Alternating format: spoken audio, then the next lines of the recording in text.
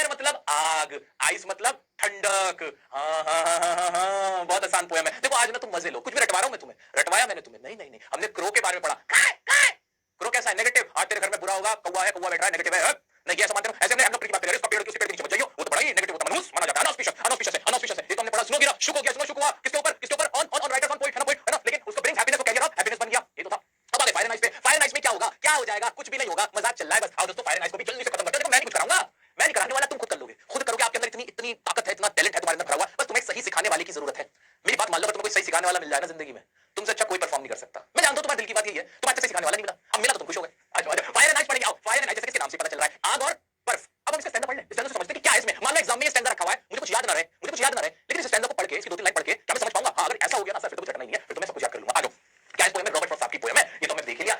Some say the world will end in fire. कुछ कहते हैं कि वर्ल्ड फायर से खत्म हो जाएगा, आग से खत्म हो जाएगा। Some say in ice, कुछ कहते हैं कि बर्फ से खत्म होगा। From what I have tasted of desire, I hold with those who favor fire. जितना मुझे मैंने महसूस किया है, मेरा अंदाजा है, मुझे फील हुआ है, तो मुझे लगता है कि ये ना आइस से खत्म होगा, फायर से खत्म होगा। But if it had to perish, मैं उनके साथ खड़ा हूं, मतलब कोई क्या कहना चाह रहा है, I hold with those who fire। ठीक है, अभी मैं पढ़ा नहीं रहा तुम्हें, अभी तो मैं ऐसे मोटा-मोटा ऊपर से मैं आइडिया दे रहा हूं कि क्या ये पोएम पढ़ के सुना रहा हूं, मैं पढ़ा थोड़ी रहा हूं, कुछ बोला मैंने, कुछ बोला, मैं तो आपके लिए नरेट कर रहा हूं बस। और हिंदी मीनिंग निकाल के दिखाऊं इसका। But if it had to perish, perish का मतलब तबाह होना, perish मतलब तबाह होना, बर्बाद होना, खत्म होना किसी चीज का। But if it had to perish, तो ऐसे 2 बार इसको perish होना पड़े। I think I know enough of hate to say that for destruction ice is also great and would suffice। लेकिन अगर 2 बार खत्म होना पड़े तो आइस भी कम नहीं है, अगर बर्फ से भी खत्म होने का मौका मिले तो बर्फ भी इसका सत्यानाश कर देगी इस दुनिया का, है ना। और इतनी काफी होगी कि बर्फ से भी खत्म हो जाएगा। तो मतलब जो पॉइंट है वो कह रहा है कि बर्फ से भी खत्म हो सकता है, आग से भी खत्म होता है। ये बर्फ और आग है क्या? अब सुनो, ये पोएम यही खत्म हो गई, ये पोएम यही खत्म हो गई। बर्फ और आइस क्या है मैं बताऊं मेरे बच्चों, ये बर्फ और आइस क्या है? ये जो फायर है ना, ये फायर वो फायर नहीं है, ये सिर्फ वो वाली फायर नहीं है, आग ये वो नहीं है।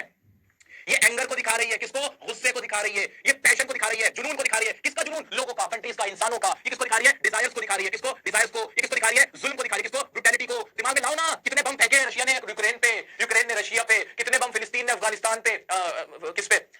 फिलिस्तीन ने किस पे फेंके भाई? इजराइल पे। और इजराइल ने फिलिस्तीन पे, दोनों ने आपस में बम मारे ना एक दूसरे के। मरा कौन? ह्यूमैनिटी। ह्यूमैनिटी लोग मरे ना, तो क्या वो फायर नहीं थी? वो फायर तो थी, लेकिन उस फायर में क्या थे? डिजायर था, चाह थी, इच्छा थी एक दूसरे पे कब्जा करने की। ब्रुटैलिटी थी, ब्रुटैलिटी मतलब ब्रूटल होना, बहुत ज्यादा निर्दयी, जालिम, जुल्म था उसके अंदर। पैशन था, जुनून था, छोड़ेंगे नहीं हम तुम्हें, बम मारो इस पे, छोड़ेंगे नहीं, बम मारो ऐसे ऐसे करके क्या तबाह हो जाती पूरी दुनिया। एटम बम हिरोशिमा पे जब और नागासाकी पे अमेरिका ने फेंका, तो क्यों फेंका था? ऐसे ही मजा आ रहा था, पटाखे मारने तो ना, मजे ले रहे थे क्या? मजे लेते, पैशन था कि हम जीतेंगे, डिजायर था, एंगर था, है ना। ऐसे ही जो आइस है ना मेरे बच्चों, ये आइस नहीं है, ये वो वाली बर्फ नहीं है, ये वो वाली बर्फ नहीं है।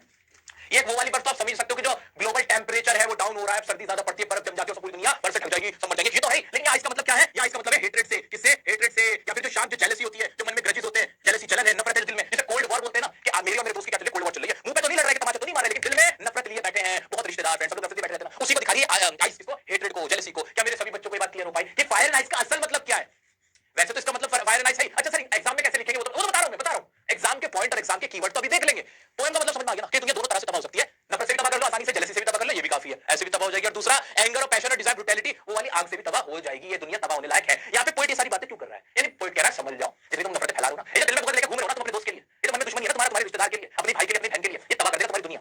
ये कहना चाहे क्या क्लियर हो पाया? मेरा पोइट की बातें कितनी मजे की होती है, देखो कहां लेके जा रहा है यार। बात कर रहा है आग की, बात कर रहा है बर्फ की, और दिल में छुपी नफरत निकल के आ रही है। वाह भाई रॉबर्ट फ्रॉस्ट, वाह, तुमने तो हमारा दिल ही जीत लिया। रॉबर्ट फ्रॉस्ट जिंदाबाद। अगला नेता हमारा कैसा हो? रॉबर्ट फ्रॉस्ट जैसा हो भाई। ठीक है भाई, चलो जी आगे बढ़ जाए क्या? सर आगे बढ़ जाओ, आगे बढ़ जाओ सर, इसकी एक्सप्लेनेशन कराओ। इतना सबको क्लियर है ना? आइस का मतलब हेट्रेड, आइस का मतलब पोएम में हेट्रेड, और फायर का मतलब पैशन, डिजायर, एंगर, है ना। आओ सर जल्दी से काम कराओ। अब हमें इसकी एक्सप्लेनेशन करा दो ताकि हम एग्जाम में लिख के आए। सर क्या हम एग्जाम में हिंदी में लिखेंगे? नहीं, इंग्लिश का पेपर है, इंग्लिश में लिखेंगे। इंग्लिश में क्या लिखेंगे सर? हमें कुछ वर्ड्स तो दे दो, हमें कुछ वर्ड्स तो दे दो सर। राइम स्कीम क्या हमें समझ में आ गई सर? क्या हम राइम स्कीम खुद बना सकते हैं? हां मेरा बच्चा, मैंने तुम्हें अपने पैरों पे खड़ा कर दिया, तुम अब तुम्हारे पैरों पे खड़े हो चुके हो। खड़े होकर देखो, लिटरली खड़े मत हो जाना, पोएम पढ़ रहे हैं, खड़े होकर देखो अपने पैरों पे, तुम्हें यकीन होगा कि हां मुझे पोएम समझ में आ रही है, अब मुझे राइम स्कीम पता है, अब मुझे एलिट्रेशन पता है। अभी मैं सिमिलर, मेटाफर भी और सिंबलिज्म भी आपको समझा दूंगा। आओ मेरे बच्चों फायर एंड आइस को देखते हैं। ये रही fire. The world will end in what point wants to convey क्या करना चाहता है, क्या मैसेज देना चाहता है, कन्वे करना चाहता है पॉइंट। ये जो वर्ल्ड है वो 2 पॉसिबल वेज में खत्म होगा।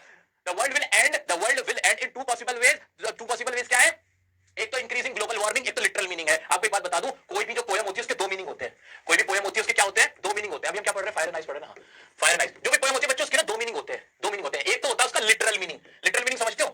आप में से बहुत सारे बच्चे ना इंग्लिश ऑनर्स करेंगे आगे चल के, और इंग्लिश का बहुत ज्यादा ज्ञान हासिल करेंगे, तो आपको तब इसकी समझ आएगी। तो मैं अभी से बता के चल रहा हूं। लिटरल मीनिंग मतलब जैसा वर्ड है बिल्कुल उसका हिंदी मीनिंग निकाल लिया, वर्ड का मीनिंग निकाल लिया और उसका उसी तरह से मतलब निकाल लिया। जैसे फायर का मतलब आग, तो यहाँ पे आग की बात हो रही है। लेकिन एक इसका होता है मेटाफोरिकल मीनिंग, एक तरह से सिंबलाइज करने के लिए, या रिप्रेजेंट क्या कर रहा है वो वर्ड, कि वर्ड तो वही होगा, वर्ड तो वही होगा। मान लो फायर, ये तो फायर ही है, लेकिन उसका जो सेंस होगा डिफरेंट होगा, वो किसी और के बारे में बात हो रही होगी, वो रिप्रेजेंट कुछ और कर रहा होगा। जैसे कि फायर जो लिटरल मीनिंग है पोएम में का हिसाब से देखा जाए तो उसका लिटरल मीनिंग तो आग है, ग्लोबल वार्मिंग की तरफ बात कर रहा है, आइस की तरफ बात कर रहा है। लेकिन वो वहां पे फायर और आइस से किस चीज के बारे में भी कह रहा है? लोगों की नफरत, उनके मन की जो गुस्सा है, जो आपस में जलन है, हसद है, ईर्ष्या है वो उसकी भी बात कर रहा है। तो एक पोयम के हमेशा याद रखना बच्चों, जब भी पोयम पढ़ रहे हो उसके दो मीनिंग होते हैं, एक मेटाफोरिकल मीनिंग और एक तुम्हारा लिटरल मीनिंग। अब बहुत सारे टीचर भी ऐसे होते हैं, मेरे मेरे प्यारे प्यारे टीचर भी ऐसे होते हैं जो इस बात को या तो बच्चों तक कन्वे नहीं कर पाते या उन्हें खुद नहीं मालूम होता, बच्चे को सिर्फ वर्ड टू वर्ड सिखा देते हैं, जो कि तरीका गलत होता है मेरे बच्चे।